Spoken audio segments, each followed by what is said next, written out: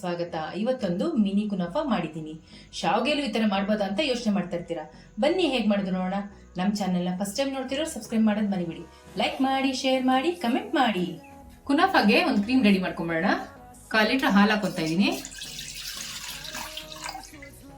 2 table spoon corn flour ಹಾಕೊತಾ ಇದ್ದೀನಿ. 3 table spoon ಸಕ್ಕರೆ ಹಾಕೊತಾ ಇದ್ದೀನಿ. ಇವಾಗ ಇದನ್ನ ಮಿಕ್ಸ್ ಮಾಡ್ಕೊಂಬರೋಣ. ತಣ್ಣಗಿರೋ ಹಾಲು ಹಾಕೊಂಡಿರೋದು. ಇನ್ನು ಗ್ಯಾಸ್ ಸ್ಟವ್ ಆನ್ ಮಾಡ್ಕೊಂಡಿಲ್ಲ ನಾನು. ಇದೆಲ್ಲ ಮಿಕ್ಸ್ ಮಾಡ್ಕೊಂಡ್ಮೇಲೆ ಸ್ಟವ್ ಆನ್ ಮಾಡ್ಕೋಬೇಕು. ಗಂಟಿಲ್ದಿರಂಗೆ ನೀಟಾಗಿ ಮಿಕ್ಸ್ ಮಾಡ್ಕೋಬೇಕು. ನೋಡಿ, ಈ ಥರ ನೀಟಾಗಿ ಮಿಕ್ಸ್ ಮಾಡಿಕೊಂಡು ಆಮೇಲೆ ಸ್ಟವ್ ಅನ್ಸ್ಕೋಬೇಕು. ನೋಡಿ, ಮಿಕ್ಸ್ ಆಗಿದೆ. ಸ್ಟವ್ ಅನ್ಸ್ಕೊತಾ ಇದ್ದೀನಿ. ಆದಷ್ಟು ಮೀಡಿಯಂ ಫ್ಲೇಮಲ್ಲೇ ಇರಬೇಕು. ಈ ಥರ ತಿರ್ಸ್ಕೊತಾ ಇರಬೇಕು, ಇಲ್ಲಾಂದ್ರೆ ತಳ ಹಿಡಿದ್ಬಿಡುತ್ತೆ. ಇದು ಗಟ್ಟಿ ಆಗಬೇಕು. 2 ರಿಂದ 3 ನಿಮಿಷ ಆಗುತ್ತೆ. ನೋಡಿ, ಇವಾಗ ಗಟ್ಟಿ ಆಗ್ತಾ ಇದೆ. ನೋಡಿ, ಈ ತರ ಗಟ್ಟಿ ಆಗ್ಬೇಕು. ಇವಾಗ ಸ್ಟವ್ ಆಫ್ ಮಾಡ್ಕೊಳ್ಳೋಣ. ನೋಡಿ, ಈ ತರ ಕ್ರೀಮಿ ಟೆಕ್ಸ್ಚರ್ ಬರಬೇಕು. 3/4 ಟೇಬಲ್ ಸ್ಪೂನು ವೆನಿಲಾ ಎಸೆನ್ಸ್ ಹಾಕೊಂತಾ ಇದ್ದೀನಿ. 100 ಗ್ರಾಮ್ ಚೀಸ್ ಹಾಕೊಂತಾ ಇದ್ದೀನಿ.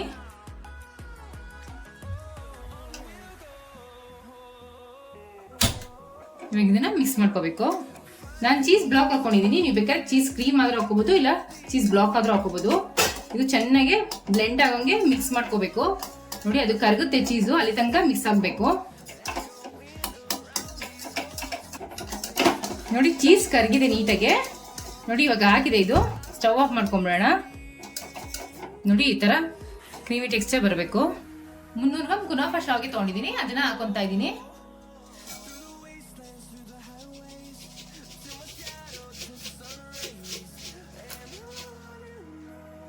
ಇವಾಗ ಇದನ್ನ ಸ್ವಲ್ಪ ಸಣ್ಣ ಸಣ್ಣ ಪೀಸ್ ಮಾಡ್ಕೊತಾ ಇದೀನಿ. ತುಂಬಾ ಸಣ್ಣಕ್ಕೂ ಮಾಡ್ಕೋಬಾರ್ದು, ಮೀಡಿಯಂ ಆಗಿ ಮಾಡ್ಕೋಬೇಕು. ಈ ಕುನಾಫಾ ಶಾವ್ಗೆ ಎಲ್ಲಾ ಕಡೆ ಸಿಗಲ್ಲ. ಇದು ಮಾಮೂಲಿ ರೋಸ್ಟೆಡ್ ಶಾವ್ಗೆ ಸಿಗುತ್ತೆ. ಅದನ್ನ ಬೇಕಾದ್ರೆ ಮಾಡ್ಕೋಬಹುದು. ಬಟ್ ಇದ್ರೊಳಗೆ ತುಂಬಾ ಟೇಸ್ಟ್ ಚೆನ್ನಾಗಿರುತ್ತೆ. ಅದಕ್ಕೋಸ್ಕರ ನಾನು ಇದ್ರೊಳಗೆ ಮಾಡ್ಕೊತಾ ಇದ್ದೀನಿ. ನೋಡಿ, ಈ ತರ ಕಟ್ ಮಾಡಿ ಇಟ್ಕೊಂಡಿದೀನಿ. ಇವಾಗ 100 ಗ್ರಾಮ್ ಬಟರ್ನ ಕರಗಿಸಿ ಇಟ್ಕೊಂಡಿದೀನಿ. ಅದನ್ನ ಹಾಕೊಂತಾ ಇದೀನಿ. ಇದಕ್ಕೆ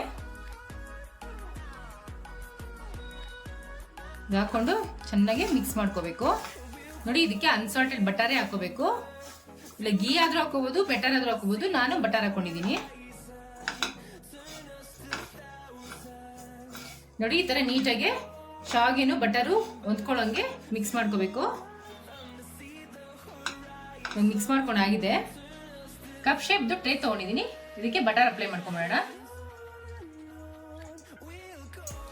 ಈ ತರ ಬಟರ್ ಹಚ್ಕೊಳ್ಳೋದ್ರಿಂದ ನೀಟಾಗಿ ತೆಗಿಬಹುದು. ಅದಕ್ಕೇನೆ ಬಟರ್ ಹಚ್ಕೊಂತಾ ಇದೀನಿ ನಾನು. ಬಟರ್ ಈ ತರ ಹಚ್ಕೊಂಡಾದ್ಮೇಲೆ ಮಿಕ್ಸ್ ಮಾಡ್ಕೊಂಡಿದ್ವಲ್ಲ ಶಾವ್ಗೆನ, ಅದನ್ನ ಕಪ್ ಹಾಕೋಬೇಕು. ನೋಡಿ, ಈ ತರ ಹಾಕೊಂಡು ಈ ತರ ಪ್ರೆಸ್ ಮಾಡ್ಕೋಬೇಕು.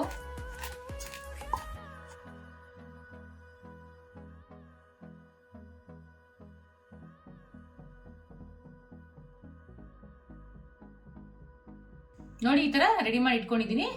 ಇವಾಗ ಬೇಕ್ ಮಾಡೋದು ಹೆಂಗೆ ಅಂತ ನೋಡೋಣ ಬನ್ನಿ. ಓವನ್ 10 ನಿಮಿಷ ಪ್ರೀಟ್ ಆಗಿದೆ. ಇವಾಗ ಬೇಕ್ ಮಾಡ್ಕೊಂಬಿಡೋಣ.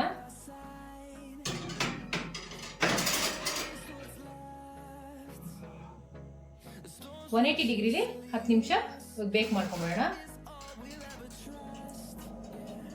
ಬೇಕಾಗೋಷ್ಟಕ್ಕೆ ಒಂದು ಶುಗರ್ ಸಿರಪ್ ರೆಡಿ ಮಾಡ್ಕೊಂಬಿಡೋಣ. ಕುನಾಫಾಗ್ ಹಾಕೋದಕ್ಕೆ ಒಂದು ಶುಗರ್ ಸಿರಪ್ ಮಾಡ್ಕೊಂಬಿಡೋಣ.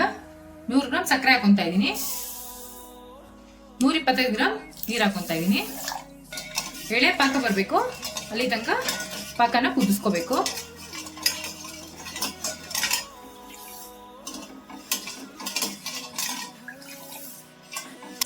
ನೋಡಿ, ಸಕ್ಕರೆ ಕರಗಿದೆ. ಇವಾಗ ಪಾಕ ಬರೋವರೆಗೂ ಮಿಕ್ಸ್ ಮಾಡ್ಕೊಂತಾ ಇರಬೇಕು. ನೋಡಿ, ಅಂಟು ಪಾಕ ಬಂದಿದೆ. ಇವಾಗ ಸ್ಟವ್ ಆಫ್ ಮಾಡ್ಕೊಂಬಿಡೋಣ. ಇದಾಗಿದೆ.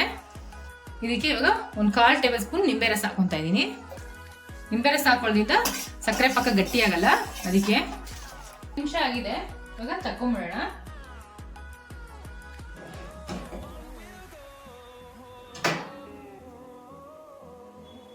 ಹತ್ತು ನಿಮಿಷ ಬೇಕಾದ್ಮೇಲೆ ಕ್ರೀಮ್ ಮಾಡಿ ಇಟ್ಕೊಂಡಿದ್ವಲ್ಲ, ಅದನ್ನ ಹಾಕೊಂತಾ ಇದೀನಿ.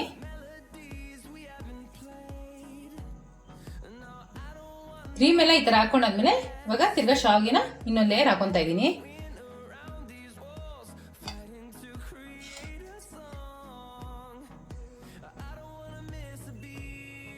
ಕ್ರೀಮ್ ಕವರ್ ಆಗೋಷ್ಟು ಹಾಕ್ಕೋಬೇಕು ಶಾವಿಗೆನ. ಈ ಥರ ಫಿಲ್ ಮಾಡ್ಕೊಂಡಾದ್ಮೇಲೆ ಲೈಟಾಗೆ ಮೇಲೆ ಈ ಥರ ಪ್ರೆಸ್ ಮಾಡ್ಕೋಬೇಕು.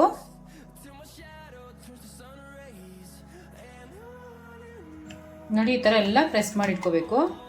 ನೋಡಿ ಈ ಥರ ಎಲ್ಲ ಪ್ರೆಸ್ ಮಾಡ್ಕೊಂಡಾದ್ಮೇಲೆ ಬೇಕ್ ಮಾಡ್ಕೋಬೇಕು 10 ನಿಮಿಷ ಓವನಲ್ಲಿ.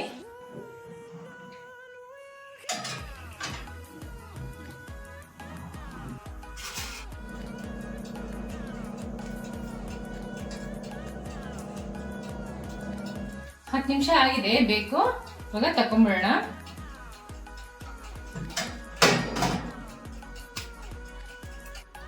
ಓವನಿಂದ ತೆಗೆದು ತಣ್ಣಗಾಗಿದೆ. ಇವಾಗ ತಕ್ಕೊಂಡು ಪ್ಲೇಟ್ಗೆ ಹಾಕೊಂತ ಇದ್ದೀನಿ.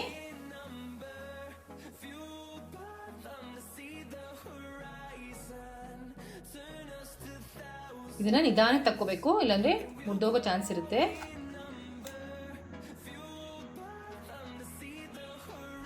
ನೋಡಿ ಈ ತರ ಪ್ಲೇಟ್ ಹಾಕಿ ಇಟ್ಕೊಂಡಿದ್ದೀನಿ. ಶುಗರ್ ಸಿರಪ್ ಮಾಡ್ಕೊಂಡಿದ್ವಲ್ಲ ಅದನ್ನ ಹಾಕೊಂತ ಇದ್ದೀನಿ.